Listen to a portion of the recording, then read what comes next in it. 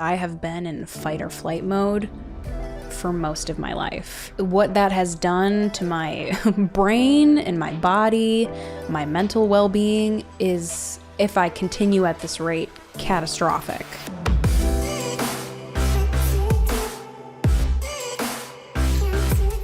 Hey everyone, welcome back to On Purpose, the #1 health podcast in the world. Thanks to each and every single one of you that come back every week to listen, learn, and grow. Now, I find it really an amazing fortune that I get to sit down with incredible people who are so open, vulnerable, let us into details about their lives so that we can feel a sense of connection to them, but also understand that we're not alone in some of the pains that we go through, some of the challenges that we have, and also that we can learn from some of the changes they've made, from some of the transitions and transformations they've been through as well. And today's guest has a truly inspiring story that I cannot wait to share with you. I'm talking to none other than Lili Reinhart. Lili has quickly amassed an impressive resume as one of Hollywood's most exciting young actors on screen and is quickly becoming a multifaceted talent with projects as an executive producer and author. Lili will next be seen starring in the incredible next Netflix film, which I want you to go and check out, Look Both Ways, which she is also an executive producer of. Lili will star as Natalie, whose life on the eve of her college graduation diverges into two parallel realities. I find that fascinating, can't wait. One in which she becomes pregnant and must navigate motherhood as a young adult in her Texas hometown. The other in which she moves to LA to pursue her career. I can relate to the latter. Lili recently starred and executive produced the coming-of-age drama Chemical Hearts, based on the best-selling novel Our Chemical Hearts. And Lili starred opposite our dear friend Jennifer Lopez in the film Hustlers, which went on to make over $150 million at the box office. And of course, Lili plays our favorite Betty Cooper in the TV series Riverdale. And for her performance, Lili won 7 Teen Choice Awards and has been nominated for 3 People's Choice Awards. On top of all of this, I don't know how she has the time, and we will ask her that.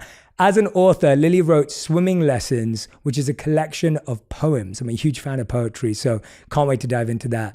Beyond all of this, the part that I'm really excited about is Lili is an activist for mental health and body image and uses her platform to raise awareness to these deeply important issues. Please welcome to the show, Lili. Wow, thank you for doing this. What an intro. Well, Thank it's true. You have to live it. Well, hearing it all in front of you is a little bit like, oh, right, I forgot about those things. But thank you so much for having me. It's truly such an honor. I'm a fan. My friends are fans. They're stoked for me to be here. So. Well, I love hearing that. That means the world. Thank you for sharing that. Yeah. I'm deeply looking forward to this conversation. I do like to remind people of the incredible awards and accolades and the incredible success that you've achieved, because you've been on your own path to get there. It hasn't come to you. You've made changes, shifts, transitions, as I said. But I wanted to start off kind of how we did when you first came in, because I love that we discovered that you're addicted to junk food and sweets, and I can relate. Mm-hmm. And so I had to ask you, what is your favorite junk food to start off with? I mean, I love Taco Bell. I am a fast food. I grew up having fast food. I'm a fast food. And of course, it's the most addicting thing in the world. So very addicted to fast food. Well, you said to me you had something on the way in. I had McDonald's. Okay. Regrettably. And I said, as I was pulling into the drive-thru, that I'm actively hurting my body and my brain as I'm participating in this. But sometimes you need fast food. I was like, I have my podcast. I'm sure it'll actually be slowing down my brain, but but I needed to eat something. It was there. I could have stopped into Erewhon and gotten something, but I've actually never been inside an Erewhon in my life. So, we had to keep it real today. I get it. I got off a flight the other day and I was exhausted and I had to drive home from the airport, and I got myself a Sprite. And I got myself a burger and fries on the way home at 10 p.m. That's always, even when you're trying to make the healthiest decisions in the world, it's just convenient. Yeah. That's the hardest thing. And wait, you love sweets too. And I wanted to find out, does that mean like sour candy? Does that mean sweet tooth? Like what is sweets? Is that chocolate? Sweet. I love ice cream. Okay. I love everything. I love candy. I love like Milk Duds are my candy of choice, but I love Sour Patch Kids. Yeah, I love Sour Patch Kids. I love savory ice cream, like savory ice cream. Well, I don't know. I don't know if that's the right word, yeah. actually. Probably not the right word. I just love ice cream in general. Yeah. I'm always happy to connect on these truths because I think as soon as we start talking about health and wellness, everyone thinks that you live this perfect life. And I know I don't too. I'm like I said, I'm looking forward to Sunday to kind of ordering my burger and fries. But one of the things that I find fascinating about you when we were doing our research is that you started out and you've had multiple jobs before this, right? You've had multiple different careers. And things I looked at was like you were a hostess at a restaurant, you worked at a bakery, you're a sales associate, a role at Pier 1 Imports. Yeah. And when I saw that list, I was like, this is incredible. Talk to me about what you learned from each of those roles and each of those jobs. It's funny because I was literally a hostess at a restaurant for 3 hours and then I quit because I had a panic attack in the bathroom. I worked at a bakery for 1 shift, 5 hours, had a panic attack, quit. For some reason, Pier 1 Imports is the only, it's like the only job that I was able to have outside of acting where I didn't have a panic attack. Although I'm pretty sure I did have a panic attack, but I didn't quit that one.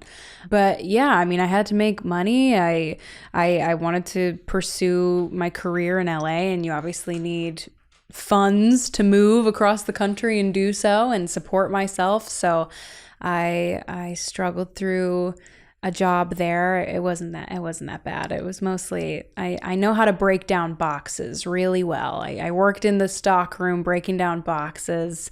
It was fun during Christmas time I was like, it's Christmas time, opening all the Christmas stuff. But I also enjoyed the cash register. I remember it was so weird. I was so used to saying my full name for self-tapes. Like, hi, I'm Lily Reinhart. I'm however old and I'm auditioning for. So the phone rang at Pier 1 once and I was like, this is Lily Reinhart. And I just thought that was the worst. I love that. I was like, this person's probably like, who? Like, that was such a weird That's brilliant thing. I would think you were really professional and I was like, wow, this is this is my full name. Impressive. How can I help you? I want to know who Lily Reinhart is. Very memorable. I'm sure that person remembers it quite well. Yeah, that would be amazing if that person is watching this or finds this somehow. Please let us know because we would love to. Yeah, I would love to discover you. Yeah, talk to me about those episodes. I mean, to start a job and in 3 hours to have a panic attack, to have 5 hours and have a panic attack. Yeah. I mean, that's, let me know how old you were in both those jobs, but like, what was the cause of that? Where was that coming from? Yeah. How did that happen? I was 18. So I was living in North Carolina at the time. We had moved from Ohio to North Carolina for my dad's job when I was 16. So I was prepping to move to LA and obviously needed to have money to do so. So was trying to find a job.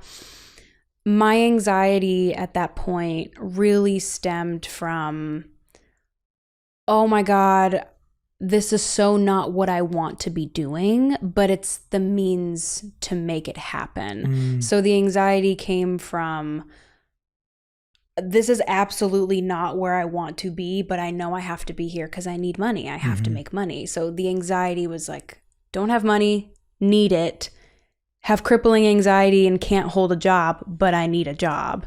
So it was very, very isolating. And I've been fortunate enough. I have really terrible anxiety, but I don't suffer from too many panic attacks. But I obviously have had them. I know how they feel. It's the worst thing in the world.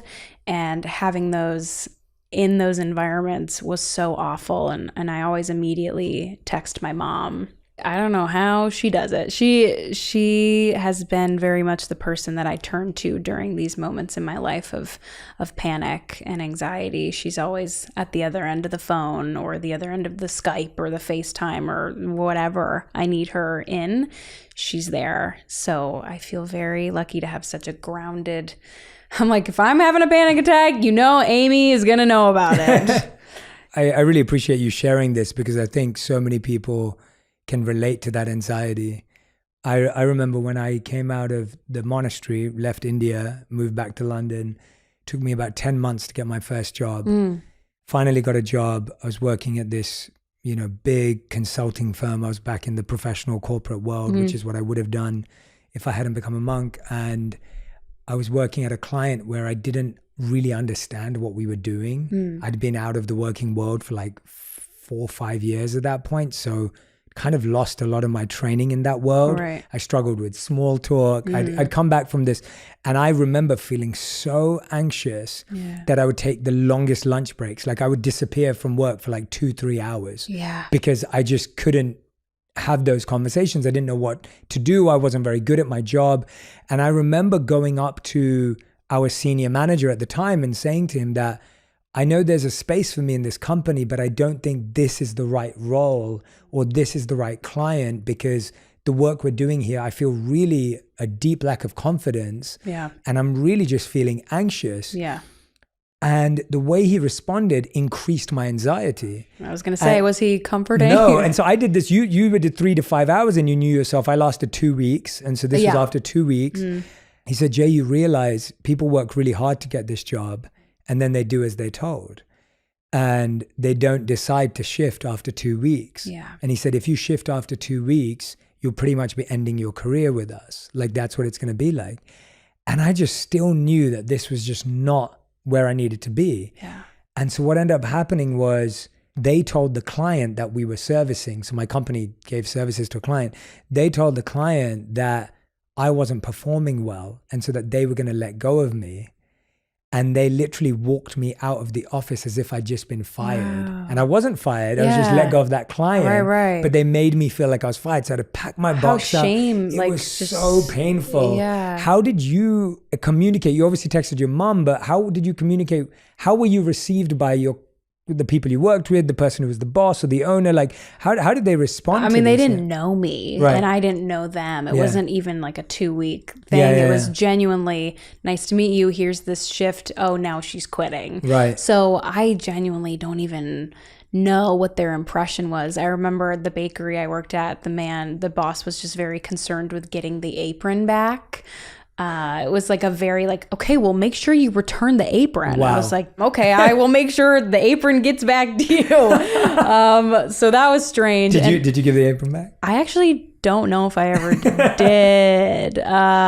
Sorry, but I think I felt more shameful about it towards my parents and my sister, my older sister, because my little sister was young and didn't have a job. But I think I just felt like, oh, look how pathetic I am. I can't even, my anxiety is really that bad. I can't even hold down a job when I know my sister at the time was a hardworking waitress at a restaurant and had been for multiple years. So I just felt pretty pathetic at the time, which is obviously a very shameful feeling. I mean, that's so tough, and especially for it to happen twice.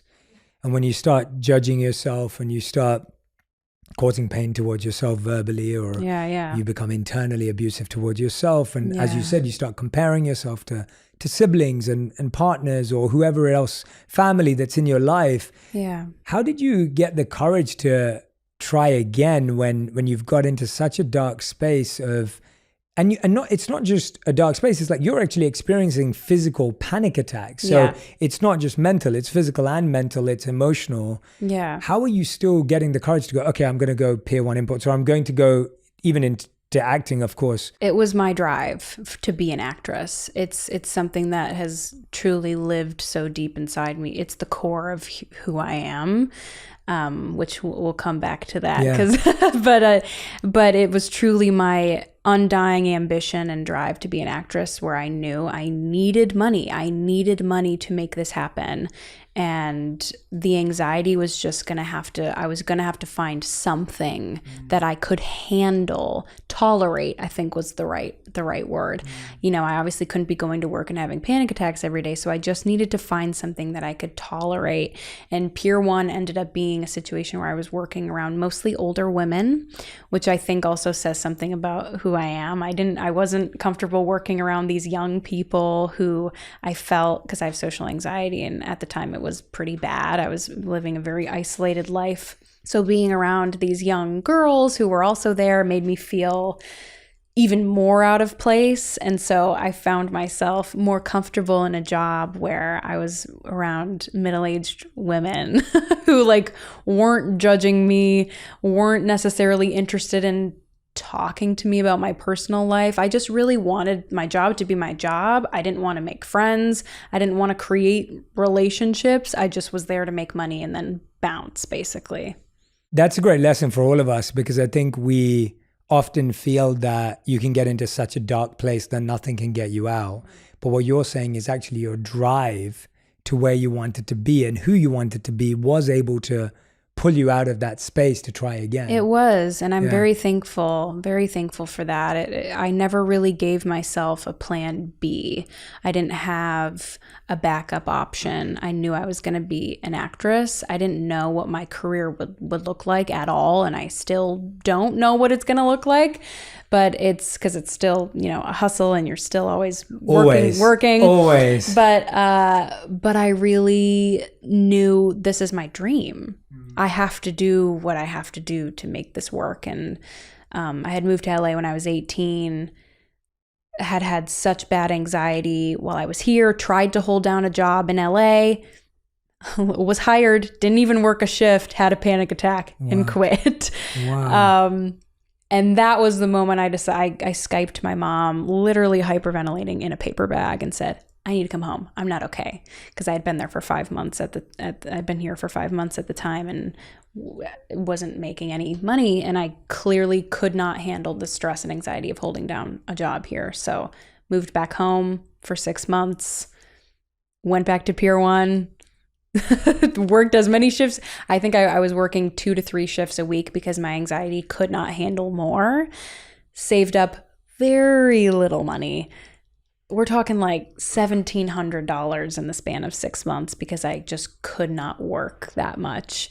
But I moved back to LA because there was no other option. That's incredible. Thank you so much for going into detail with me. I know we really unpacked every job and every role, but I feel like it's so needed for all of us to hear that, because obviously when people see you doing your thing and, right now you're like executive producing and you're an author and, your acting career is booming. It's like, it's easy to believe that you're just confident and you just, it's easy and it's effortless. And even today I've met you, you're wonderful. Like, you have great presence, you have great energy. And it's like, it's been so easy to connect with you. But to hear that that's the journey that it took to get slightly more comfortable with these things is really useful to everyone who's listening, and of course hard when you're living it. But tell me about the role you played in your home. You have 2 sisters. I do. And you spoke to a bit about your mother, who I want to focus on in a second, but what was the role you played in your family? Or what is the role you play in your family? Has it changed? Middle child, 2 sisters. My parents are happily married after 30 plus years. So very happy to have them as beautiful, loving role models in my life. I was the kid who was very stereotypical performer kid, did the theater, did dancing classes, loved recitals, I performed in front of when we went on big family vacations, I would make my cousins sing with me in front of the family. I was that kid. And it was terrible at sports. That kind of, this kid is meant to be an artist for sure. And I began struggling with anxiety at a young age when I was 11, as when I got really bad, which sounds so young thinking back on it. I really was feeling such complex anxiety, and my parents had no idea where it was coming from. My older sister was bullied very badly, and she struggled with her own issues. And so it was sort of very hard for my parents to understand why I was struggling so badly, because there were no real external factors that made sense. Nothing was really adding up. You have friends, you have extracurriculars, you don't have any blaring issues. It's just, why are you so anxious? Why do you hate school so much? Why are you feeling this way? And so I felt a lot of isolation at that age, from the kids around me to my own family. It just felt very misunderstood. And that's really when I started going to therapy for the first time. And I really don't remember a lot of the journey, because I think you're just so young. You only remember so many things. But also I was in such a a weird tunnel vision stage of your life where you just are in fight or flight mode and you're not really taking in your surroundings or really living, you're just surviving. And so it's interesting to think back on those times because I barely remember. All I remember is crying before school every morning, begging my mom to let me be homeschooled because I couldn't stomach the idea of walking through the doors and sitting through an 8-hour day with the kids around me. Everything was a countdown, constantly counting down how many hours left, how many hours until this class is over, when can I go to the bathroom so I can have 5 minutes to be alone, when can this happen, when can I do this, blah, blah, blah, always counting down to something. So very much not living my life. It was always rushing through it. One of the hardest things about mental health, I feel, is that it's invisible. Like no one can see it. Yeah. No one understands it. And often people feel, well, you have this, so why would you be anxious? Yeah, it doesn't add up. You have this, or then why would you experience depression? And it's hard when it's your own family. And, you know, when you're talking about being that young, it's probably when the mental health conversation wasn't as open as it is now. Not at all. Where I'm hoping today that at least parents are hearing about it, are more open to the fact that they could be providing a beautiful, loving atmosphere at home and a child could still be struggling with something. And I think that's one of the hardest things for parents is that it's almost like they see it as a reflection of them. It's like, what am I doing wrong? Yeah, what's wrong with my kid? What did I do? What did I do? Exactly. And that idea of what did I do stops us from thinking about the other and thinking about that person, when that's really the moment where a child is saying, I'm struggling with something.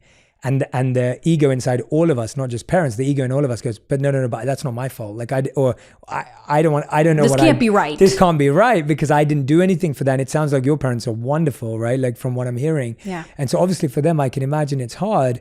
When you start going to therapy at that young age, when you start getting exposed to this, when do you start to feel like you're gaining tools, clarity, insight that you're like, oh, I can cope with this? Because it sounds like from what we were talking about, it's not something that ever goes away. It's not something that ever just disappears, but you start coping better, you start managing it better. Is that accurate? Or? Yeah, no, for sure. I think the therapy was a really beautiful, for 1 hour a week, I was talking to someone who just got it.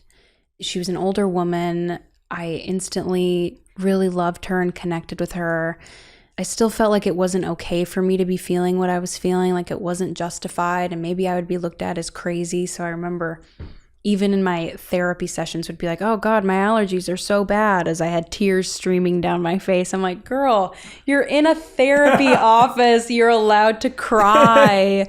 And it's interesting, like the messaging from when I was a kid to what it is now is so radically different compared to even, 20 years ago. How insane. But even just from when I was a kid I feel like you heard the term, don't cry. You don't need to cry. Crying is the most beautiful thing you can do. I encourage people to cry. I cry all the time. And I think it's the most healthy expression of how you're feeling. And I sometimes wish I just could have been told, you can cry. There's no shame in that. There's no shame in how you're feeling. And also, you don't need to always be justifying it, because I think I was constantly trying to come up with reasons why, rather than just being accepted for what it was. I have anxiety. I have depression. Okay, but why? Well, sometimes there isn't. And navigating that space when I was so young and trying to defend myself, having my first panic attacks and not knowing what this feeling was, how I could escape it, what resources I had. I was too young to really be going on the internet looking for help elsewhere. I just really had like my parents and I guess the kids around me at school who had no idea what to tell me or how to help. My friends at the time, it's not like they got it. They just didn't. So I was so isolated, and I'm happy that now this is a space we're moving into where we are saying, feel your feelings, and that they're justified. You don't need to defend yourself. I'm like, damn, that's the kind of environment I want to raise my future kids in, to where it is a beautiful thing to cry, and you're allowed to feel. You're just allowed to feel. If everyone would just listen to that over and over and over and over and over again every day, like, our lives would be so much better, because telling someone not to cry is like telling someone not to laugh. The worst advice. Right? It's like, the worst advice. It's such bad advice. And because, telling someone not to cry is like telling someone not to laugh. Not it's to like feel. There's a natural expression that needs to be released Yep. in order to feel an emotion. Yep. And you're being told to block it and not feel it.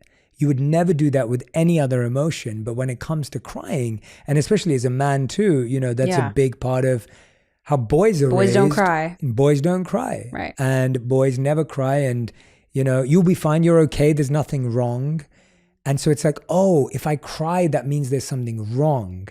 And that association of crying is bad is actually the biggest issue. So toxic. Yeah, it's so toxic that crying becomes a negative emotion. Yeah. So now when I cry, I feel sad, even if crying was going to actually make me feel better. Which it does, usually. usually. It does, yeah. Yeah. And we cry when there's happy tears too. Yeah. At the end of the day, it's a release. Yes. And there are so many things that need to be released from the body, the mind, the heart, and everything you just said. I wish everyone would just listen to that part again and again and again and play it to their children and play it to their family members, because if that's all you take out from this conversation, it would change your life. And I know there's so many more, but that was truly, truly powerful. Oh, sorry, go on. No. I mean, I just, to kind of go deeper into that, please. I feel the last 2 years have been a very large spiritual awakening for me. Really became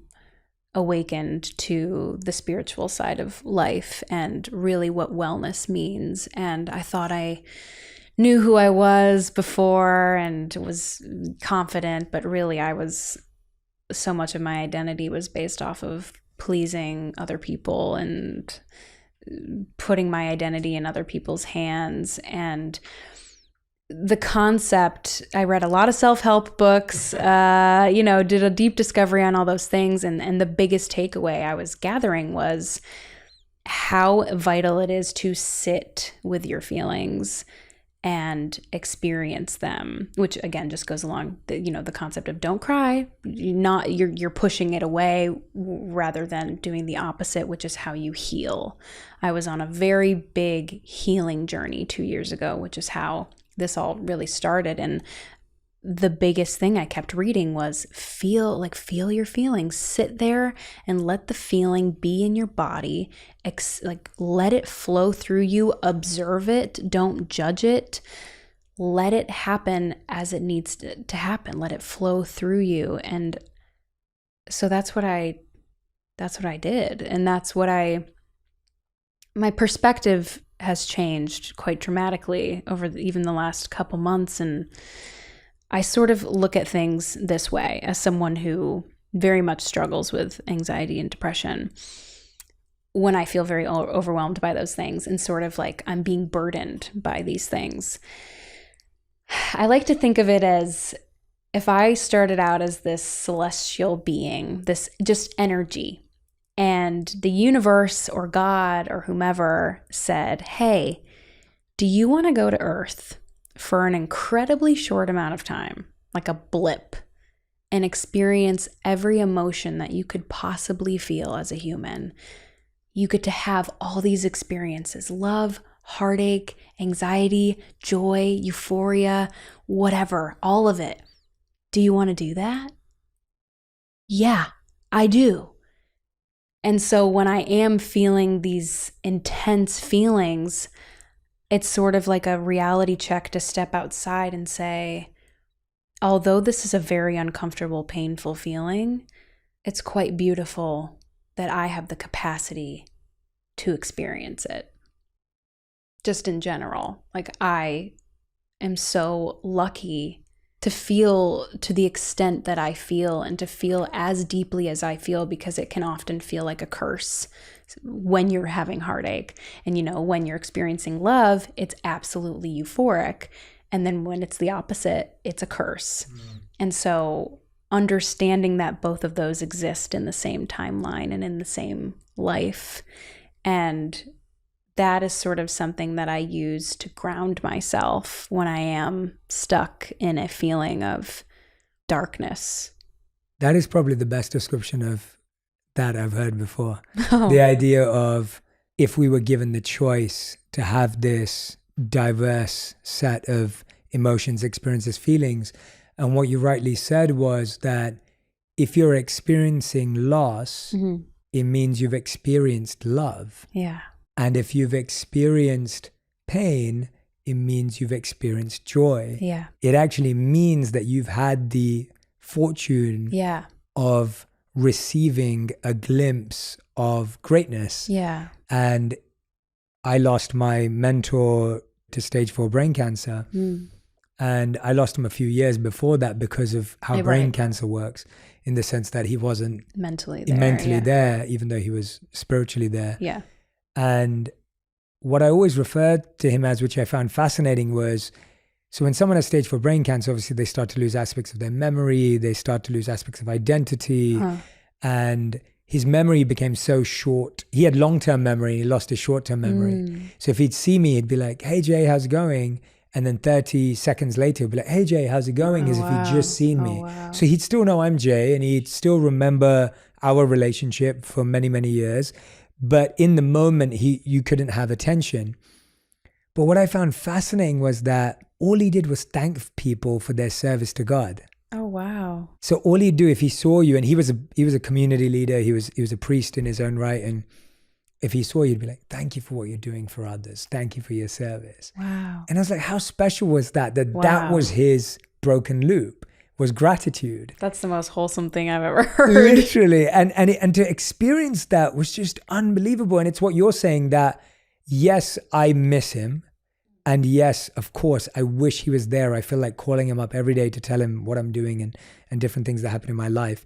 But the fact that I can experience that I miss someone Yeah. means that I just had something really special. Yeah. I'm not saying that makes it easy. I'm saying that it reaffirms the point that you're making, that we're fortunate to have both experiences because they only come together. Yeah. And I do think no one really talks about how people leave your life. You know what death is, you know people are going to die, but you don't really, until I think you're in your 20s, honestly, experience how often people come and go just in general. And it's loss. It is grief. It's not death, but it's loss, and how profound of a feeling that is. And I almost wish, and I don't know what this looks like or what the teachings look like or what the advice is, but just that there could be more of a conversation of, when you are growing up, like, people are going to come and go, and let's find ways to accept that. Because I think the last 2 years I've had what feels like a revolving door of people in my life, new people that I've tried to make connections with, and then they leave, or people that I've been maybe not make a connection with, so there never really is one, and then the relationship kind of just ends. But you know, there have been obviously meaningful relationships that come in and then they end. And so it's weird because you are going on this journey of loss and grief, but it's not death, and the person still exists, and they have their own conscious mind that you're sort of trying to figure out, well, how are they experiencing this? Because in death, the person's just gone, and you can think whatever thoughts you have, and they're yours, and no one can take those away from you. Whereas when someone leaves your life and they're still around, it's like, oh, there's two sides to this story, and what is this person's experience? And I just think that's like a very interesting concept, is how do you deal with the loss of someone who's still around? Still around, yeah. Especially when we've been trained in society to believe that length of time equals success. Yeah, or that's the measure of love. Correct. Yeah. Yeah, that the measure of love, the measure of success is importance, longevity, yeah, length. We know plenty of people that have been in a job for 25 years that they hate. Yeah. Or have been in a relationship for 15 years that they don't love. Right. And you constantly find that. But also what you're saying, I think more deeply, the idea that we actually deal with coming and going and the seasons of relationships far more. And it's like, we know that when it's winter, you put on a coat. Right. And we know when it's summer, you get to put your shorts on. And when it's spring, you may carry, if you're in London especially, you carry an umbrella. And if it's fall, you get to wear fall colors. Like, it's like with the seasons of nature, we know how to adapt our clothing, our preparation. But not with the seasons of life. Absolutely. It just doesn't happen. Like you don't ever talk about the winter of life. No. As what you're saying. If you talk about loss or death or grief as the winter of life. Yeah. You don't ever talk about it, and then you're unprepared. Yeah. It's almost I feel very ill-equipped. Genuinely. And as I've been in the last 2 years dealing with so much of it, I'm like, there's got to be some solutions out here. There's got to be people who are talking about it, because I know I'm, not the only woman in their 20s who's going through cycles of relationships and meeting new people and then having those people leave, or me choosing to leave. So it's like, come on, guys, let's rally and brainstorm and be there for each other, because I don't want to turn to Google and read stupid articles that tell me that when someone leaves your life, you should go on a hike. Because if someone tells me to go on a hike one more time, I'm like, okay. This is what people say. They say, when someone leaves your life, when you're going through something, pick up a new hobby. Oh, okay.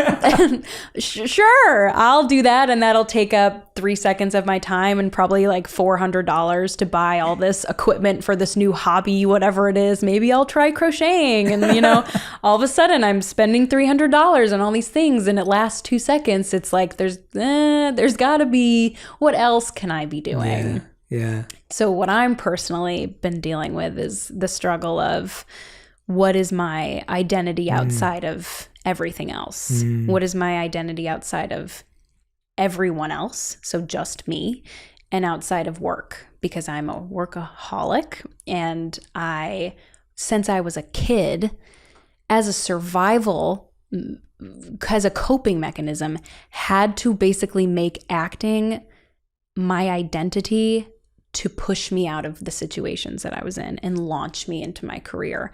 So I feel that I have been in fight or flight mode for most of my life.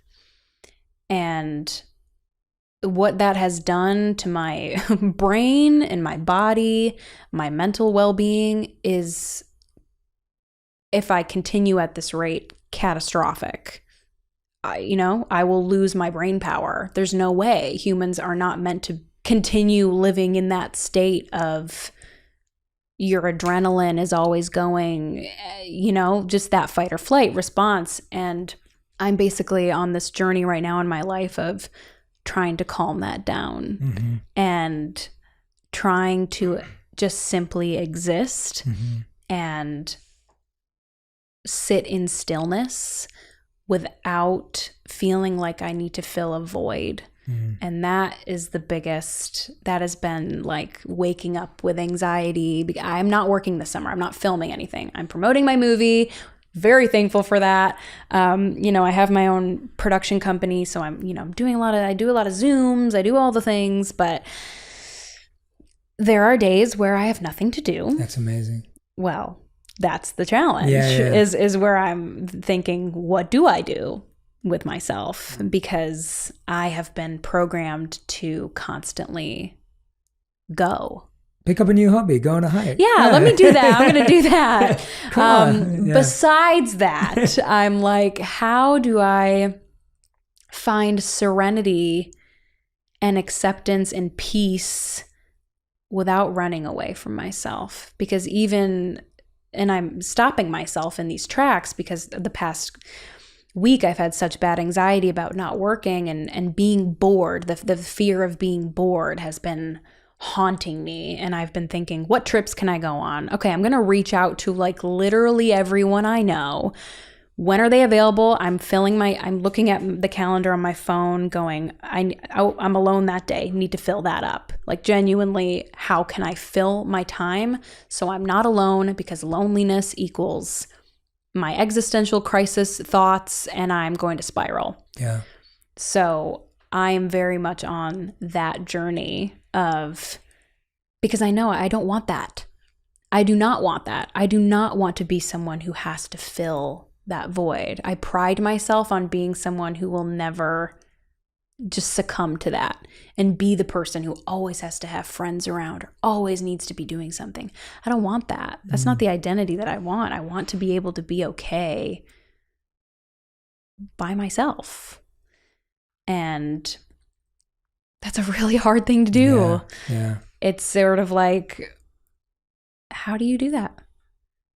But even hearing you verbalize and vocalize it is so powerful, right? Like even to have that as an aspiration is an unbelievable power, because it's a recognition of your true feelings. Yeah. Going back to what we were speaking about before, you're actually responding to and listening to how your body, mind, and heart feel. Mm-hmm.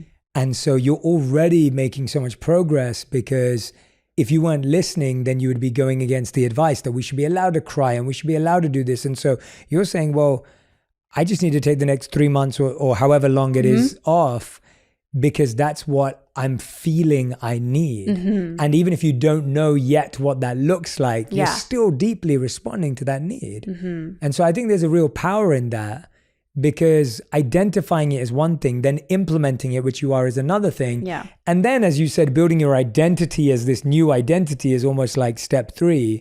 I want to dive into that and how we do that with you and how you have found ways of doing it, because I'm guessing that you've had glimpses in these last 2 years where you have felt at peace with yourself, or you have had moments where you recognize the value of solitude over loneliness, or there are moments where you're starting to realize, you said it in your own words, I don't want to live based on the opinions of others or for others. So there are glimpses of what this looks like, and you're piecing together the puzzle.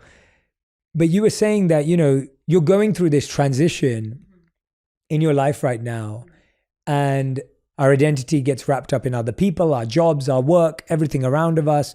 And so when you're saying you're trying to understand your identity beyond this, as Lily Reinhart today, who are you beyond those things right now?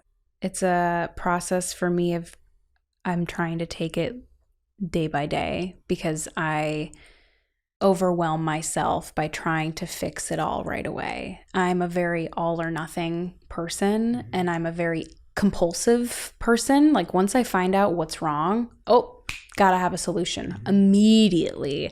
I don't want to wait for time. I don't want to, that's the worst when people say, just give it time. No, I don't want to do that. I would like to do it right now. Yeah. To be honest, I was just in Maui recently, and one of the most beautiful moments I had there was when I was in a very spiritual, it was like a spiritual shop. They had crystals, but they had a labyrinth, like a maze on the ground that you could walk in, and just sort of, it took you like a good 15 minutes to walk through all the little pathways, and then you get to the center and you can meditate, and then you walk out, and there was like a whole book about the ideology behind this labyrinth, and I didn't read it, but I took it as an opportunity to use it as just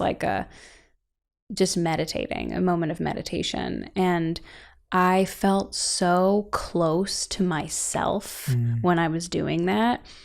Like it was so true to who I was in that moment to just be doing this activity. It was so comforting. It's hard, just like anything. You can lose yourself in something. You can lose yourself in becoming overly like awakened, and your whole identity becomes, I'm a spiritual guru and I'm healing, like all about like it's so easy to just fall into that trap.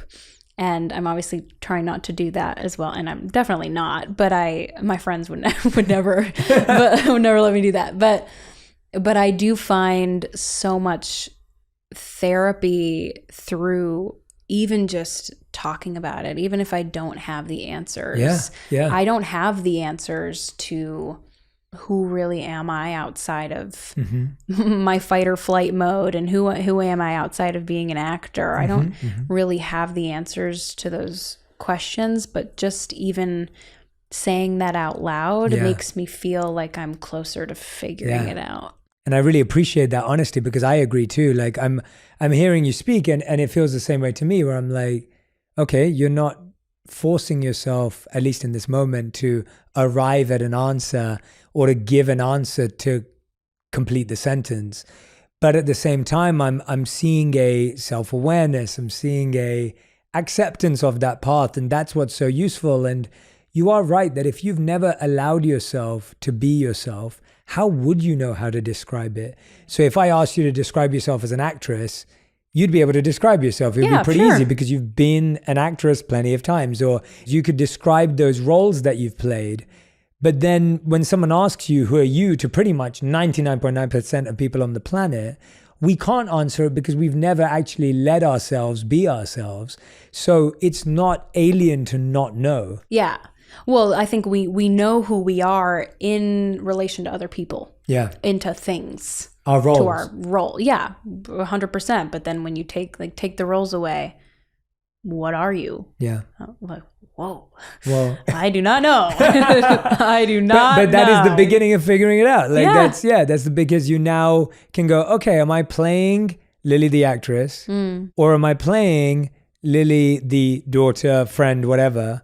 Or am I trying to discover what Lily would do? Yeah. Right? And it is that conversation of, it's kind of like when my sister, when I'm giving her relationship advice, and she'll be like, stop being Jay Shetty. Like, be my brother. Right? And it's like, that's what my sister would say to me, because she doesn't want a coaching conversation with her brother. She wants me to be her brother. And so then I'm like, okay, so she gets the brother version. And then there's this version that this community gets. But then it's like, but then who am I beyond all of those things? And I really realized that when I left the monkhood, because even so much of my identity had become wrapped in being a monk. Yep.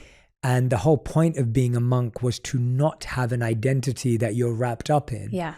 That was the whole goal. Everything you're talking about is exactly what we were working on when I was there for 3 years. Yeah.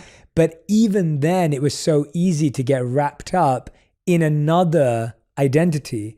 And so when that identity collapsed after 3 years, when it all fell apart for me, that was when I allowed myself to learn about who I was beyond that identity. And even now I have to hold on to that. How'd you do it? I'd say that the first of it was a sense of, and this sounds painful, and it is, there is a sense of role destruction. Yeah. Like panic. Panic and feeling something, and a part of you that you use for safety to dissolve. Yep. And that's the hardest part. It's hard to let go of the false identity, because it's a sense of safety. That being a monk is a sense of safety. Being an actor is a sense of safety. Being whatever is a sense of safety. And unless you're willing to go, I'm letting that safety go, to some degree, it's very hard to say, okay, well, I'm open to what this is. So that was the first part. It was like letting go of that identity externally, in my language, in my intellectual thoughts about who I was, in how I thought people perceived me. And then the next step was saying, rather than who am I, was who do I want to be? So what I realized was, we're trying to figure out who we are rather than create who we are. Yeah. And we do this as humans. We go into finding and seeking rather than creating and being. And finding and seeking is the never-ending journey, because there's nothing to look for. There is only things to be and create. Yeah. And so I realized that everything I was currently being and creating was based on values I'd adopted from family, friends, or society. So I literally made a list of what are my current values. I then asked myself, where do they come from? And so it was like my parents, some kid in school who bullied me, my teacher who told me I wasn't this or that, a friend who thought I was cool or uncool based on whatever. And then I asked myself, do I still have that value? Do I still want to live that value? And so I shifted to creating a new list of values and principles that I wanted to live by. And I just started practicing them with everyone I met. And that's how I started to create and be my new identity rather than subscribing to an old one, if that makes sense. That's a very quick version. No, it makes perfect sense, because recently I've been having those thoughts to myself as like, who have I really, if I were to explain myself, describe myself in a couple words, there are characteristics that I use that I don't actually like. I don't like being a negative person, but I think I would describe myself, I used to describe myself as a negative person, as a pessimist, as a full realist, not entirely hopeful kind of person. And recently was thinking, well, I don't like that. I don't actually, if I had the choice, I would choose to not be that person. I don't want to be a negative person. I don't want to be a pessimist, but it's safety. Yes. It's not getting my hopes up. It's protecting my heart. It's shelter. And how do you part ways with something that you have identified with for so long? And that's obviously a challenge in itself, but it's something that I'm very much trying to do, even with my food choices, like someone who has enjoyed really food that's really terrible for you your whole life, and now making the conscious effort to change that and fuel my body and treat my body in a better, healthier way. It's all just making these conscious decisions of, I'm just fully in autopilot right now, just choosing the same thing because that's what I've always done. Oh, I'm just being pessimistic because that's what I've always done. And it takes pausing and reflecting and making an active effort to shift that behavior. And that's so hard. It's so hard.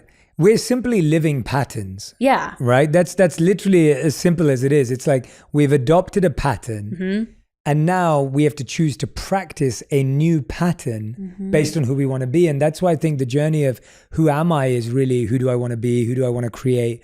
Who do I want to live as? Because we've never known who we are. So trying to figure out who we are is a fool's errand, because you just keep getting stuck. And then, like you just said, now you accept, I'm a negative person because that's who I've always been, not realizing it's just a pattern you developed. It's just a habit you adopted.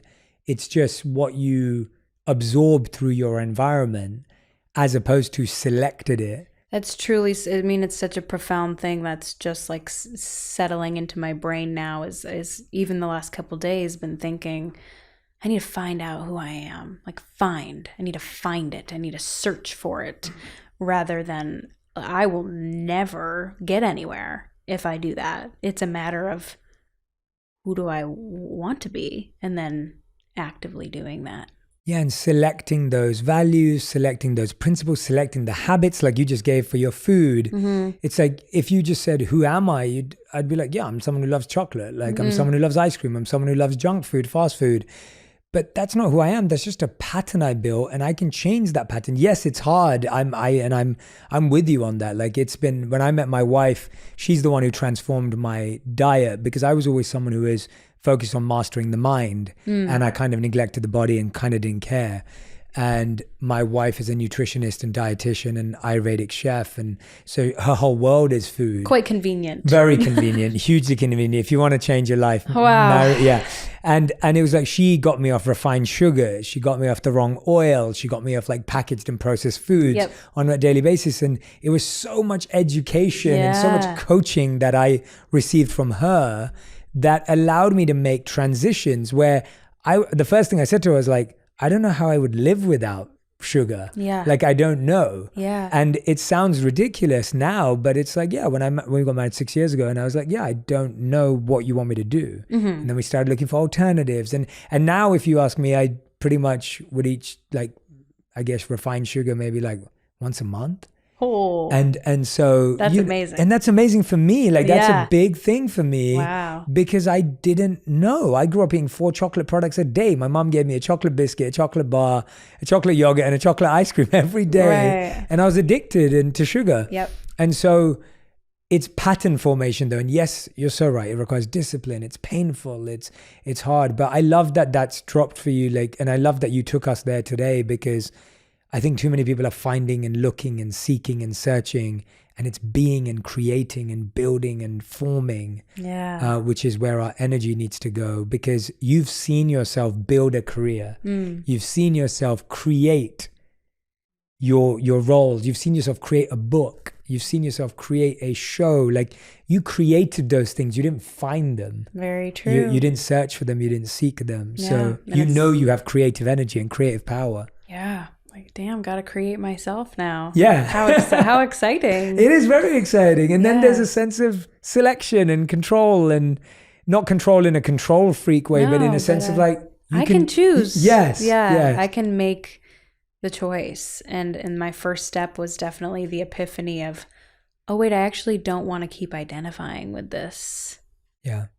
Yeah. Were you always, you use the word spiritual, was that a word in your vocabulary always? Did it arise 2 years ago? Like, how did that become a path to a lot of this healing and journey that you've been on, as opposed to something else? Like, I think there's so many options. Yeah. Why this? Why, how? I mean, I grew up Christian. I went to a Presbyterian church, which I definitely do not align with those teachings anymore. But I do believe in God. I do call myself a Christian, but I also call myself very spiritual.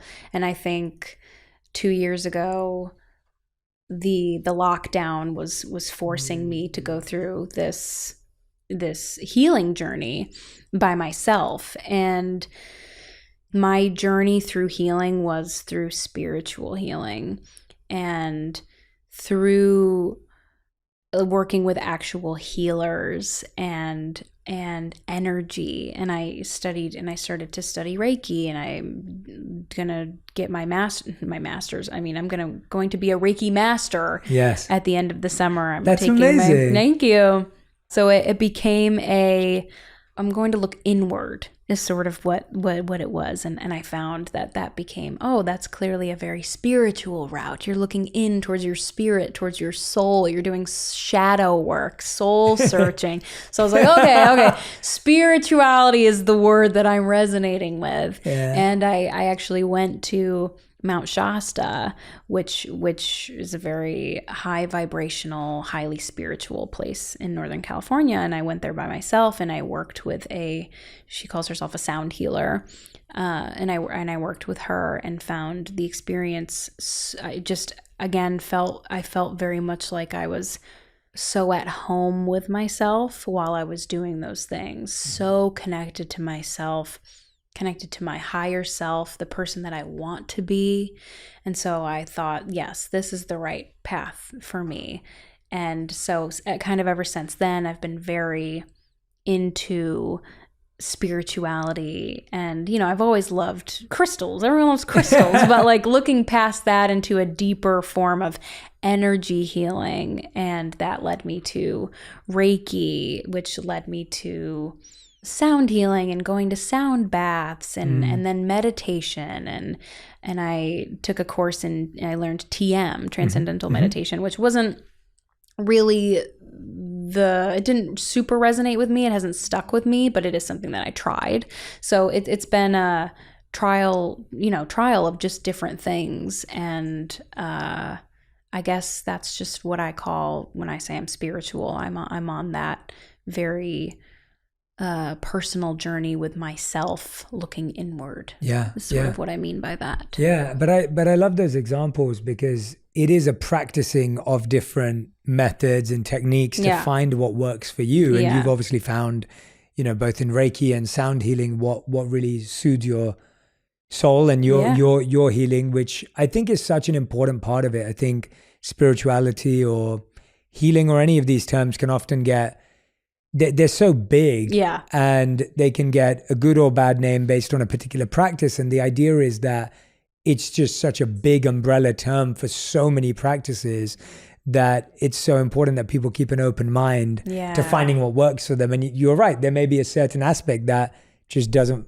float your boat and doesn't make you feel great, but there's other parts that could reveal it to you, very powerfully. I think when I lived as a monk, we traveled a lot in southern India, where a lot of temples are around 2,000 to 5,000 years old. And I never had been anywhere that old. Like my school was 500 years old that I went to in England. And so that was pretty old. Yeah. But then when you go Mine was like 80 years old. Yeah, exactly. Like, my school is literally 1573, I think was the year it was founded. Oh my gosh. By the Queen in England. Insane. And so our school was pretty old and had this big history. But when I went to these temples that were like 2,000, 5,000 years old, and you see this incredible architecture, it's maintained. I never realized that I found going on pilgrimage to be so deeply healing for me, because I would go into these chambers where sound, similarly, has been maintained and preserved for thousands of years. People have meditated, chanted, played bowls, gongs, whatever it may be in these spaces, and you can still feel the reverberation when you walk in. Oh, that sounds so amazing. And it's really powerful. Like it really feels like, and so again, that was something that I never would have known growing up in London and, having to go to that experience. And those temples are mainly in southern India. Sounds like I need to go to southern India. Yeah, where you see that like real ancient history of spirituality in southern India. And so those kind of places for me were like things that I never thought I'd discover. And then there's parts that I'm like, I would never go and do X, Y, Z. So how did you find these things? Or were there friends? Were there recommendations? Was it the internet? Like, how were you discovering certain things for you? Because I feel like that's quite difficult for people to find. I mean, it's easy in LA because you're surrounded by people who are... there's a crystal shop on every corner, genuinely. And there's a tarot card reader. Truly. And I think I was always like... oh, tarot's interesting. That happened, a couple of years ago. I bought my first tarot deck. And Reiki, actually, a makeup artist on Riverdale who worked on the first and second season, she was a Reiki master, and she was telling me about it, and one day performed Reiki on me, and I was like, whoa, this is so cool. And so I was always super interested in diving into that, and then the lockdown just kind of gave me a boost to explore that, because I was like, damn, I could use some healing. Maybe I should heal myself. And then it also just came from, I think, the word wellness. Like, what is wellness? And I Googled wellness retreats in California. And I was like, okay, maybe not a retreat. I don't really want to be doing yoga and eating vegetables for a week. Like, not necessarily my vibe. I wanted to be a little bit more personalized and grounding for just me. And I found my sound healer in Mount Shasta. And so I went and saw her by myself and really kind of had a firsthand experience of sound healing and past life readings and cord cutting ceremonies, and not astral projection, but just sort of your astral bodies and things like that. It was like this world that was suddenly opening up to me that was so, I've always just found this kind of the afterlife, I guess, very fascinating. I've always been terrified and intrigued at the idea of ghosts and like what's that? Like, what is talking to a spirit? It's so weird. And I've always felt like I've been very highly intuitive, kind of in-tuned person. Oh, I see symbols and I see things are very serendipitous, and there's all these coincidences that are happening. And so I also was looking into, and to be honest, TikTok was... After all of that was not what I was expecting. I was not expecting. But there is such a spiritual side of TikTok that is so vast. Can you put me onto that side? Yes. I mean, it's the algorithm. You start seeing one video and then you're seeing a million of them. And I was stumbling on these pages of just like highly intuitive people. And I reached out to one of them and said, do you offer mentorships or something? And she said, yeah. And so I did a mentorship with a psychic for 3 months, where she taught me how to heal my ancestral trauma. And I believe we all have psychic abilities. It's a matter of training your brain. Some people are just born being more in tune and tapped into that skill, but I do believe that we all have the ability to tap into them. So I was really just trying to learn how to do that because I thought that was so fascinating. She did teach me how to talk to the deceased. Wow. Not that I can do it well. I will say I feel that I've only successfully done it like twice or 3 times. And even then, while you're doing it, you're sort of like, am I doing this? Like, most people, when they would hear these things, there's judgment about, oh, that's just wacky, or that's whatever. Like, but what I'm seeing in you, which I'm appreciating, is just, hey, I'm trying to be me. Like I'm right now, I'm exploring this. Right now, I'm experimenting with this. I'm learning this. Yeah. Maybe it's something that I believe is true. Maybe it isn't, but I'm at least doing what I want to do now without worrying about what everyone else thinks and believes. Yeah. I mean, when I chose to become a monk at 21 going on 22, 99% of my friends thought I was absolutely insane, because they're like, why would you do that? Like, why would you not want to go make money and date more women and get into another relationship and get a home or whatever it was? And so I know what it feels like to make a decision that most people around me feel doesn't make any sense and is completely against the grain of, but it was the best decision I ever made in my life. Yeah. And I have zero regrets about that decision or how I spent that 3 years. And I look back at it all the time. But at the time, everyone around me thought I was making the worst decision. My family said I was committing career suicide. You know, my friends were completely confused. My society and people in our community were like, oh, you're letting your parents down and you'll never get a job again. You know, there's just so much judgment. Yeah. But I was just trying to do what felt right in my intuition at this time, and it wasn't harming anyone. And I think that's that to me is like the barrier, where it's like, well, you're trying something, it's not harming anyone. It's not harming you, it's not harming anyone around you. And if that's allowing you to explore a part of yourself, you just never know where it could go. So it's very comforting for people to hear about being into unique things, because it's almost like we all followed the same people. We all watch the same things, and there's nothing wrong with that. But it's nice to have a few things that are unique. A break from the norm. Exactly, a break from the norm. I want to talk to you a bit about this new show, and we were talking about this idea of you get to play these 2 parallel lives, which kind of with everything you're talking about, is fascinatingly connected. And I love that idea of parallel universes, of multiple lives, of the multiverse right now is such a big thing and a big talking point. Yeah. When you're playing these roles, how much of these roles are you identifying with, especially I guess like moving to LA for a career that's very much in line with you. Yeah. And then obviously becoming a pregnant mother. I haven't experienced that one yet, you haven't experienced. Like when you're doing that, how much of what you've just talked about that you're interested in kind of feeds into those roles, and when you're playing those roles and becoming these new identities? Well, for the film, people ask, like, was it so hard to play two different characters? No, it's the same woman. So it's the same girl, just experiencing 2 very different things. And so that was amazing to play this woman, and I knew who she was, and I created her as a character. I knew what she valued, what she wanted, and I was, we're fortunate enough as an audience to see both things play out. It is weird because I'm very into, I do have those existential, like, if I did make this decision, what would have happened? Yeah, sliding doors. And how, how would things have panned out? And the reason why I loved the script so much when I read it was, she's okay in both lives. She ends up being okay. Wow. And there is no one path that you go, oh, that was the right path or that was the wrong path. It's truly just 2 different paths. Yeah. And I think, especially in your 20s, things happen every day. Relationships end, things, people, you can get pregnant and you think, oh, my whole life is just gone, or my whole world is shifting.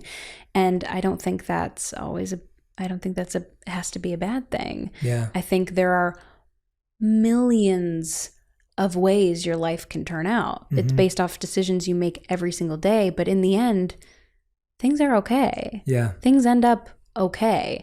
I think if you stop and put too much thought into every decision you make, you're going to live a very treacherous life of feeling like you're walking on eggshells.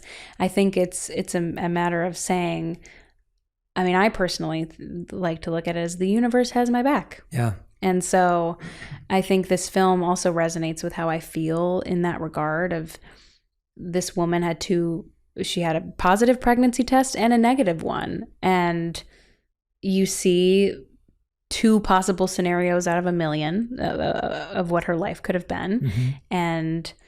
And you see the journey she goes on through both and how she still has the same ambition and she doesn't lose herself in having a child. She still stays who she is and she doesn't lose her ambition. And when she goes to LA and goes through the hardships of trying to make her career work, she doesn't give up. It's sort of a perseverance story and how you don't have to lose yourself in the things that happen to you. You can still stay you. Yeah. The thing that resonates most with me with that message and the whole conversation we've had today is this idea that even in one life, you can be so many things. Yeah. And I think we always are trying to make this choice, as you're saying, like, it's like, well, do I do this? And how will that impact me? Or do I do this? And it's like, you could probably do both. Yeah. I mean, you've lived so many different lives. And I know most so people. Have you. Yeah, and so have I. And most people I know have lived loads of different lives. And I think we feel forced to live one life and one truth. And I don't think that's true for anyone in reality. And when you force yourself to live one life and one truth, you actually limit what you started with, was with all these experiences and all these experiments and an openness to all these feelings. So, I like that idea of the 2 lives into ultimately that both work out okay. Yeah. And recognizing in one life you can live 3 lives or 7 and things can be okay. Yeah. With that in mind, I want to shift towards, you've made so many changes in your diet, your health, you've experienced chronic fatigue, and we haven't talked about that. So let's dive into that actually deeply. I've been through chronic fatigue. It lasted a long time. It led to deeper gut issues. It's led to so many lifestyle changes. It was stuff that also just snuck up on me without me even being aware, because I was living so much in the mind and my heart that I wasn't even aware of what my body was going through. Yeah. And so I was, grounding back into my body. How does it feel to live your career and experience chronic fatigue? Actor days are sometimes 18-hour days, if not more, early mornings, late nights. I think people don't realize the lifestyle of making a movie or making a show where you're in a trailer all day. It's not the most comfortable, inspiring atmosphere as people think the career may be. How does that work with chronic fatigue and diet and eating at time? Yeah. I mean, I say to myself, I'm like, damn, I'm in the wrong career. I don't actually believe that. But, I'm someone who very much needs at least 8 hours to function. And so sometimes when it's a 4-hour turnaround or I have to get up and go on a plane quickly, I'm like, oh God, this is a challenge for me. But because it's something that I love to do so much, I truly just run off of the pure joy I find in what I do. And it's not so, I take naps when I can, but I also am very much now at this point in my life, really taking my gut health seriously. I've treated my body like a junkyard for a very long time with what I've been eating. And it's got to a point where earlier this year, I knew I needed to make real changes because I was so unhappy with how I looked, but also I felt that I was doing a great disservice to my body. I spend so much time trying to better my mental health, and I don't put any of that into my physical body. And there's all this new research on how depression is directly related to your gut and all these things. And I'm like, okay, we're going to take this seriously. Yeah. And it is a truly reprogramming of bad patterns and habits that I've grown up just immediately going to the fast food, to processed foods. And it's truly been about educating myself on the better options and reading ingredients and choosing the less convenient alternative. And I actually think that the chronic fatigue has slowly started to improve because of it. So happy to hear that. I mean, me too. I've been dealing with this basically since I was diagnosed with depression when I was 14. Yeah. So it's just now, and it's always, I don't know if it'll fully cure itself with my diet. We're getting there. We're trying, but it's an everyday thing, small steps, not trying to completely change everything all at once. And I think obviously in these hard times, food is a great comfort and offers a lot of, to me at least, it can be very comforting. So I do turn to food sometimes to fill that sort of emotional need. But again, recognizing that, not judging myself for it, just trying to make healthier decisions overall is what I'm very much trying to do. Me too. Yeah. Yeah. I can relate to everything you just said. So it's a daily practice. It's a daily practice. It is. How would you describe your current purpose in life? Like, as in where you're at right now, or even today, or my current purpose. And the reason why I ask that is because I believe that, when you're healing, when you're growing, when you're going through all these journeys, like there's somewhat of an intention, if you will. Mm-hmm. What is your intention then, if that's easier? My intention, and I've actually had this intention for a very long time, and I don't really believe that, you make a birthday wish. If you don't tell someone your wish, ever since I can remember, every time I've seen a shooting star, blown out birthday candles, my wish always has been, I want to be happy. Mm. And my intention is to find true happiness and peace with myself. Mm. And that is my purpose right now, to find that. And that's a big task, but that's the intention, and I find it so, the spiritual journey has been so encouraging to me, because once you start, you never stop. Mm. It's not something that one day you're going to go, I'm healed, I'm good, I'm done. It's truly for the rest of my life, I will be seeking out growth. And that is I'm so happy about that. So liberating. It is. I'm like, there's always more things to learn. There's always something else to explore within myself. Mm-hmm. And that is so exciting and wonderful. Yeah. I love that. You're so right. Like the feeling of something ending or figuring something out is where all the pressure comes. Yeah. Right. When you're trying to complete something, or you're trying to end something, you're trying to get something over the finish line. Like that's where all the stress and pressure and intensity comes from. Whereas when you say, well, I'm pretty much going to live with this. I had someone the other day ask me, actually, it's just jogged my memory. Someone said to me, they were like, well, how do I forget my past so I can move forward? I was like, you probably won't forget your past. No. And it's probably not a useful place to put your focus in trying to forget your past. Yeah. And knowing you'll never forget it liberates you, and then you can actually move forward and keep developing. And I find that sometimes our fixation's on completely the wrong target. I agree. And so we spend all this time trying to forget something. Yeah. And knowing that pretty much none of us can actually physically do that. Well, that's what I feel about our conversation. I'm like, damn, I truly have been thinking I need to find myself, and now I actually need to just create it. Yeah. So that's been, thank you for that. That has been you led us there. Impactful thing. Well, you led us there. Well, we got there together. We got there together. All right, now we'll go to the final 5. These have to be answered in 1 word to 1 sentence maximum. Okay, 1 word to 1 sentence maximum. 1 sentence is, I don't know what the official breakdown is, maybe 7 words. I don't know, I'm making it up. Okay. All right, so what is the best advice you've ever received? I will say my dad always told me growing up, find a job that makes you happy. Have a career in something that makes you happy. It makes the world of a difference. That's Grace. Yep. Second question. What is the worst advice you've ever heard or received? Probably don't cry. Yeah. Question number 3. Something special that your mom did for you when you called her all those times. Something that you remember that stood out. I think just her telling me that she would be there whenever I needed her. Sometimes just hearing that is so calming. Mm. So her reassurance that you can text me when you need me. Mm. Okay. Thank you. Absolutely. I love that. Question number 4, something you think people misunderstand about you if they don't know you deeply.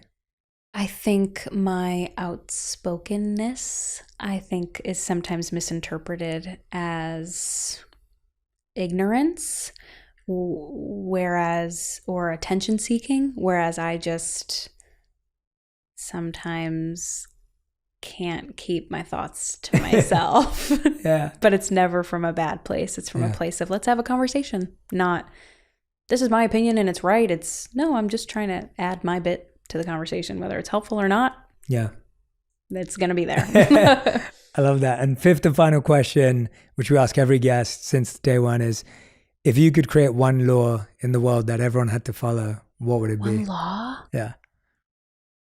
It can be anything. Take your time. Take your time. This is Okay, one law that anyone had to follow. The law that I would create is you are not allowed to tell another human being what they can and cannot feel. Period. That's a great one. We've never had that before. Oh, okay, So good. I was like, oh, people have probably said that before. No. That's Yeah. and it's completely aligned with this episode. Yeah. Everyone, Lily Reinhart, so grateful to have had this amazing conversation with you. I Yeah, could talk to you thank for you so hours. We much. have talked. It was so much fun getting to know you, and honestly, hearing about your journey in such a intimate, vulnerable way was so special for me personally. For me as well. Thank you. I've been so looking forward to this. Oh no, thank you. I had such a great time. And everyone who's been listening or watching back at home, I want to make sure that you share what stood out to you. I think there were so many incredible things that Lily mentioned, genuinely. So many amazing points, so many insights, so many great reflections that she had. And I love knowing what connected with you because, and I know she'd love to know I would too. love to know. She's nodding along if you're not watching. She'd love to know too. So please do tag us on Instagram, on TikTok, on Twitter. You're allowed. TikTok, Instagram, Twitter. Like, do tag us to let us know what stood out, what was the point, what was the part, because this is one of those ones that I think you're going to listen to a few times. And as I said before, there are moments in this episode that I want you to repeat and listen to over and over again, maybe multiple times a week, because that repetition to hear that message again is what really gives us that permission to do it in our lives. Lily, any final words, any thoughts, anything you want to share? Just thank you. Thank you for having a space to talk about things that I 2 years ago didn't know were things to talk about. So I'm very grateful to have come into this world of wellness genuinely, and that you create this environment for the conversation. Thank you. I deeply appreciate that. Of course. Thank you. Thank you. If you want even more videos just like this one, make sure you subscribe and click on the boxes over here. I'm also excited to let you know that you can now get my book, Think Like a Monk, from thinklikeamonkbook.com. Check below in the description to make sure you order today.